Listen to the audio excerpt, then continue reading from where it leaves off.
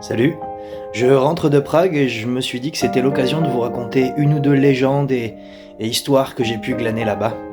On va commencer avec une petite assez sympa.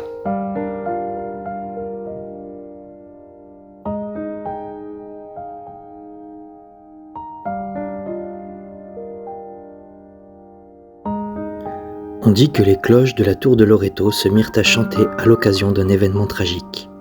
Une veuve pauvre vivait à l'époque dans la ruelle de Novi Svet. Elle avait autant d'enfants que Loreto n'avait de cloches. Dès lors, elle leur disait « Vous êtes mes petites clochettes de Loreto ». Ayant jadis reçu des pièces en argent de la part d'une parente riche, elle gardait le même nombre de pièces, une pour chacun d'entre eux. Elle souhaitait plus tard donner à chacun sa petite pièce, en souvenir du jour de sa majorité.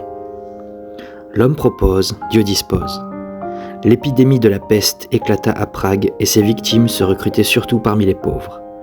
Elle n'épargna pas non plus la famille de la pauvre veuve. C'est le fils aîné qui tomba malade le premier. La mère, désespérée, ne pouvait pas payer le médecin, mais voulait au moins payer l'enterrement. Elle détacha une première pièce de la chaîne sur laquelle elles étaient enfilées et l'amena à Loreto.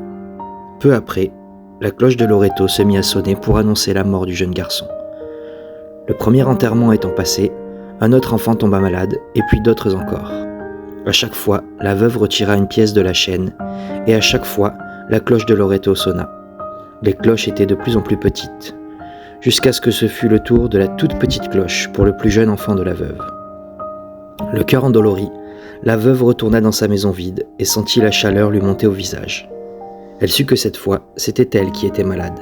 « Mes enfants bien-aimés, pleura-t-elle, je vous ai toujours accompagnés, mais qui fera sonner les cloches lorsque ce sera mon dernier jour ?» À peine eut-elle fini sa phrase que toutes les cloches de Loreto commencèrent à sonner. Leurs sons et leurs chants furent si beaux que les gens, émus par cet air magnifique, se mirent à pleurer.